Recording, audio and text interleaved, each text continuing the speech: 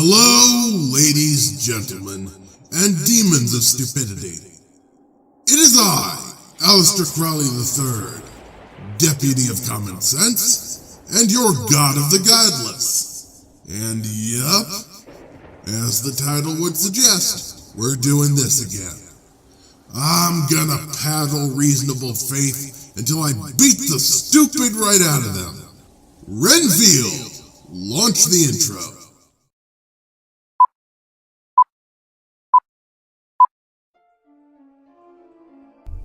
There is nothing wrong with your browser. Do not attempt to refresh the page. We are now controlling all that you see and hear. We control the horizontal and the vertical. We can delude you with 1,000 videos or expand one single frame to crystal clarity and beyond. We can shape your vision to anything our imagination can design. We shall control all that you perceive until we see fit to release you. You are about to experience the depths of depravity that reach from the folly of human pursuits to the Deputy of Common Sense. Please stand by. We are all well aware of the suffering and evil in the world. Horrific suffering, unspeakable evil. How then can anyone believe in the existence of an all-loving, all-powerful God? You know what? I'm not going to say anything. I'm just going to let this next part be a surprise. They can't. At least not unless they want to be hypocritical sacks of human garbage. The very existence of Christian children who are beaten by alcoholic parents shows exactly how little your God cares about his children. There is no excuse you can provide, no mental gymnastics that you can twist your arguments into, and no justification you can put forth that can explain the stark and utter cruelty of the world we live in. Not one single word you have to say can justify the mountains of corpses that God has left in his wake, if he exists, which I constantly thank my lucky stars that he doesn't, because I would rather die and go to hell than put my life in the hands of an insane, sociopathic, megalomaniacal tyrant.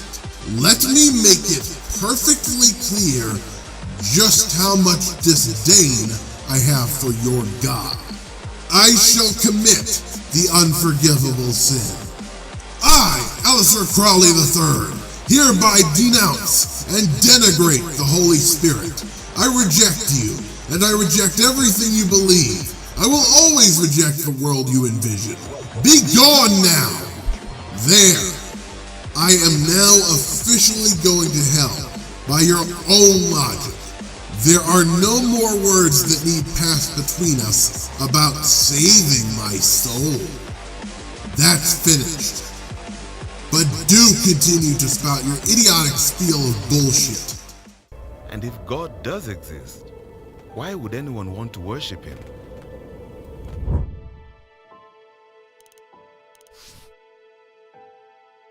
Epicurus framed the logical problem of suffering and evil like this. If God is willing to prevent evil but not able, then he's not all-powerful. If he is able to prevent evil but not willing, he is not good. But if he is both willing and able, how can evil exist? And if he is neither able nor willing, then why call him God? In other words, it's logically impossible for God and suffering to both exist. But we know full well that suffering exists. Therefore, God does not. Is this a good argument? Let's look at it more closely. Are these two statements logically inconsistent? No. Here is an example of two logical inconsistent statements. David can't be both married and a bachelor. But there is no explicit contradiction between these two statements. So there must be hidden assumptions behind this argument that would bring out the alleged contradiction. Here they are. If God is all-powerful, He can create any world He wants. And if God is all-loving, He prefers a world without suffering. So, if an all-powerful, all-loving God exists, it follows that suffering does not exist.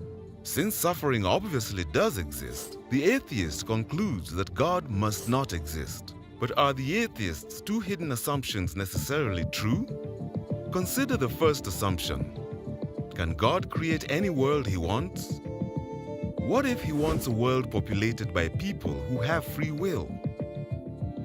It's logically impossible for God to force someone to freely choose to do good. Forcing free choices is like making a square circle. It's not logically possible. It's not that God lacks the power to perform the task. It's that the supposed task itself is just nonsense. That's stupid! You're stupid! Stop being stupid! God, it's like you just use words you hear randomly to try and sound smarter! You are either a cretinous buffoon or a bold-faced liar. Those are the only explanations for that pitiful defense. God is perfectly capable of forcing His will upon the world, and upon people if He so chooses. If He cannot, that means He is not all-powerful, regardless of what your apologetics argue for. Omnipotent. Now, having unlimited power, able to do anything. Is God omnipotent or isn't He? You don't get to have it both ways. Omnipotence means God can do anything. He can create reality as He wills it. He can turn the city of London into a giant pile of meat. He can make the oceans boil. He can make the dead rise from the grave. He can turn gravity into gravy. He can turn the planets into plants. He can turn Uranus into, oh fuck no, we gotta stop him. Okay, jokes aside, you are arguing from within the laws of our universe, which you also say God exists outside of.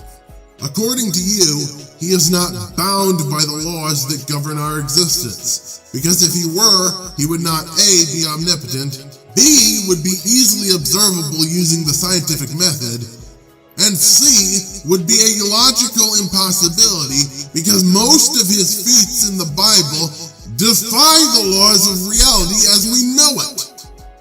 Also, free will is an illusion by your own logic, as I explained in a previous video. Biblical free will cannot exist because of God's plan. If God has a plan, then anything that has ever happened or ever will happen is a part of His plan. And that is the exact opposite of free will. Furthermore, even if you disregard that, God is omniscient, correct? Then He knows everything that has happened, everything that is happening, and everything that ever will happen. And free will is still non-existent. The mere existence of an all-powerful God means that free will is an illusion. No matter how hard you try to bend over backwards to get around this, it will always come back to haunt you. You have placed yourself in an inescapable logical trap. You have created a paradox. There is no escape. Either God is omniscient or free will exists. There is no middle ground. These are contradictory ideas. They are mutually exclusive concepts.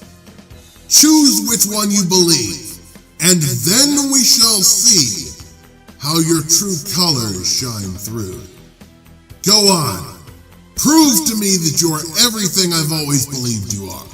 Prove me right. So, it may not be feasible to create a world populated by people who always freely choose to do what is morally good. So the first assumption is not necessarily true.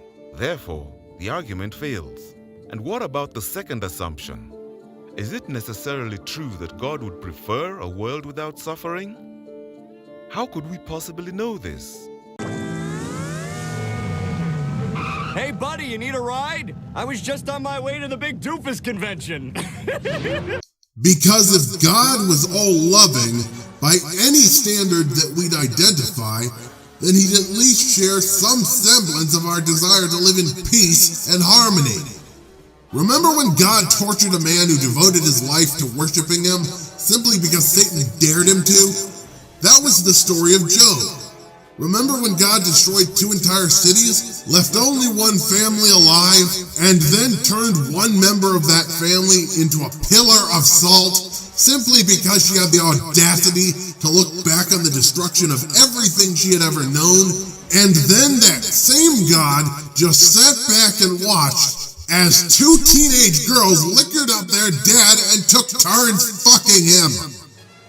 That was the story of Sodom, Gomorrah, and Lot. Remember when God destroyed everyone and everything on the planet that one time? That was the story of Noah. God did not just destroy the people, he destroyed the trees and the animals. Or can you explain how they survived a worldwide flood without sounding like an imbecile? I'll save you a considerable amount of time and effort. You cannot explain that. Good old Yahweh. If people displease him enough, he just tortures and or kills them. And then, even if he kills them, he tortures them forever in hell. What a lovely deity you have there. He sure is full of love and kindness. But I'll agree with you on one thing.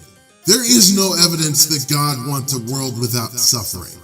There is no evidence that he even wants to reduce it. Remember, God is omnipresent. That means he's everywhere at once.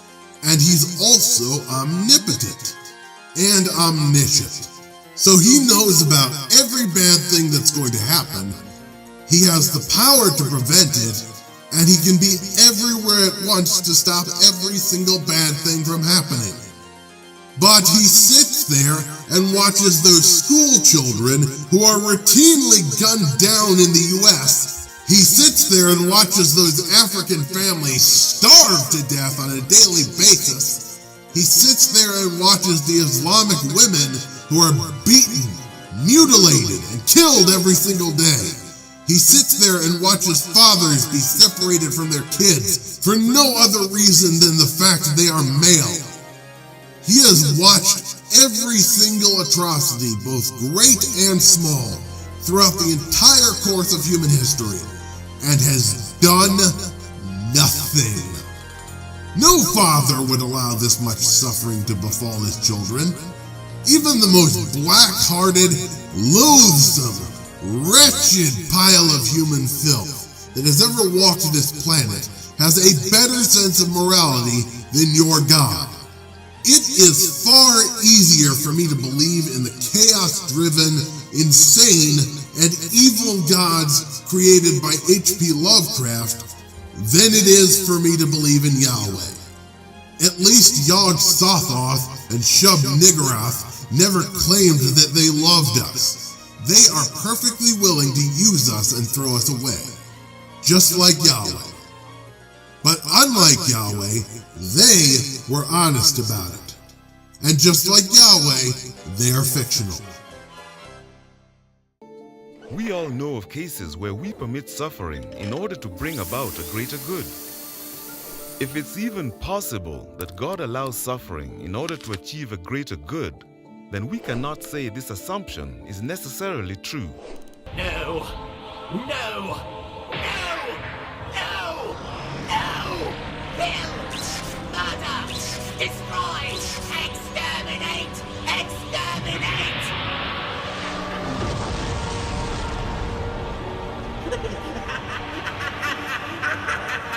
Okay. Explain what greater good the examples I just gave are supposed to bring about. What greater good is brought about by the deaths of those children who were slaughtered? explain to the families of those children about your greater good. I dare you to talk to the parents of the kids in Parkland, Florida, Newtown, Connecticut, Santa Fe, Texas, or any of the other school shootings in your country. I dare you to talk to the families of those killed in Christchurch about your greater good. Go to their houses and tell them exactly how the deaths of their family members serve the greater good. I'd love to see those parents throw you out of their houses for telling them that their children were sacrificed to help God's overall plan. I'd love to see what they do to you when you tell them about God's plan, and they realize that according to you, their loved ones were destined to die at a young age. I'd love to see what happens when they realize that someone up in the sky could have easily struck these shooters dead in their tracks, and yet did nothing. I'd love to watch as they beat the living shit out of you, because what you have said here pisses and shits on the graves of all those taken before their time. You are a miserable disgrace of a human being. You are a despicable, filthy, amoral piece of verminous scum, and if I were saying the kind of things you are, I'd want people to beat some sense into me, as I would be actively making people suffer. My worldview is consistent with the Golden Rule. For the logical problem of suffering to succeed, the atheist would have to show that it's logically impossible that free will exists, and that it's logically impossible that God has good reasons for permitting suffering. How do you function? I have clearly demonstrated time and again that free will is impossible alongside the existence of the Abrahamic God. I have effectively proved that, and you cannot disprove it without refuting your own beliefs. But by all means, make a response to this and try. I've got popcorn and ginger beer that I can consume while laughing at whatever pathetic arguments you could come up with to rebut mine. Make my fucking day. This burden of proof is too heavy to bear. It's quite possible that God and suffering both exist. This is why philosophers, even atheist philosophers, have given up on the logical problem of evil. We can concede that the problem of evil does not, after all, show that the central doctrines of theism are logically inconsistent with one another. Some philosophers have contended that the existence of evil is logically inconsistent with the existence of a theistic God. No one, I think, has succeeded in establishing such an extravagant claim. It's now acknowledged on almost all sides that the logical argument is bankrupt. This is stupid! This is stupid! Stupid! Stupid! Stupid! Stupid! Stupid! Stupid!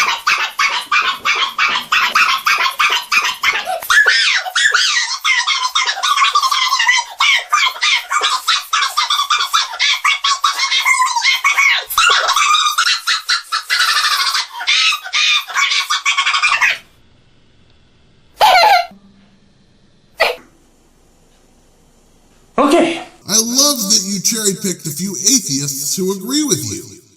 A preschooler could do that. All it takes is Google. You have your 3 quotes. Now here are 3 of mine. Injustice on earth renders the justice of heaven impossible. Robert Greene Ingersoll, Civil War veteran, politician, and American intellectual.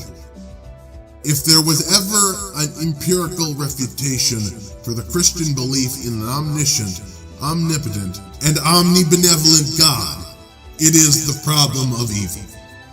John W. Loftus, former preacher and author of Why I Became an Atheist. A former preacher rejects Christianity. If this is your God, he's not very impressive. He's got psychological problems. He's so insecure that he demands worship every 7 days. He creates faulty humans and then blames them for their own mistakes. He's a pretty poor excuse for an omnipotent being. Leonard Nimoy, actor, poet, and author. See what I mean? It's easy to put forth quotes and treat them as fact. It takes far more effort to put forth an idea based on its own merit than to refute one based on a lack of it. I have once again refuted your apologetics, and I eagerly look forward to doing it again in the future. This is a goddamn clown show. The ignorance that is displayed here hurts me. It actually hurts me. Reasonable faith fails at proving the existence of God, and I suspect that the man in this video is not in fact a man at all, but instead a pile of weasels in a man costume. He never shows his face, so that must be the truth. There's no evidence to prove that he isn't a nasty swarm of weasels in disguise. And according to Christian apologetics, that's all the evidence we need. This man is a swarm of weasels. Change my mind. In closing, no, God does not exist. No, the problem of evil is not a bad argument. And yes, free will disproves God. Also, I will not treat you with the kindness and respect that you fail to show others. I will not nod and smile while you peddle your ignorant bullshit. And I will not bow before an obnoxious, power-crazed, ludicrous excuse for a God as you do. Personally, I'll go to hell and enjoy it. Whatever keeps me away from your tyrannical abomination of a God is perfectly fine with me. I'd rather not spend the rest of eternity kissing his ass while playing a goddamn harp if it's all the same to you. Plus, hell has succubi. And when you're dead, you've got unlimited stamina. Need I say more? And I'm sure that Satan needs a writer to keep him entertained. With any luck, I might take over his kingdom someday. After all, I put the evil back in evolution. Ruling hell wouldn't be such a bad job. After all, it's better to reign in hell than serve in heaven. Not that it matters, since God is as imaginary as the unicorns in my sock drawer. If you take reasonable faith seriously, then it's probably a sign that you've eaten too many mackerel. Oh, you don't get that joke? Well, it's a nice way of saying you're crazy. Because mercury poisoning. Well, this looks like the end. Don't be a Christian sheep. Instead, be an atheist lion. We eat the sheep. I'm the deputy of common sense, and I dispense swift justice to those who aren't so swift. Watch out for Yahweh. He's hiding in your closet, along with Jason Voorhees and the Boogeyman. You needn't fret, though, children. Just pull out your copy of Logic for First Graders, and it'll run screaming. Good night, sleep tight, be a skeptic or I might bite. Pleasant nightmares to you all. People got along just fine for thousands of years without AA, just like they got along for thousands of years without religion. I like you and have no reason not to. I like you and have no reason not to. Hey, did you hear about that magic baby that was born in Bethlehem?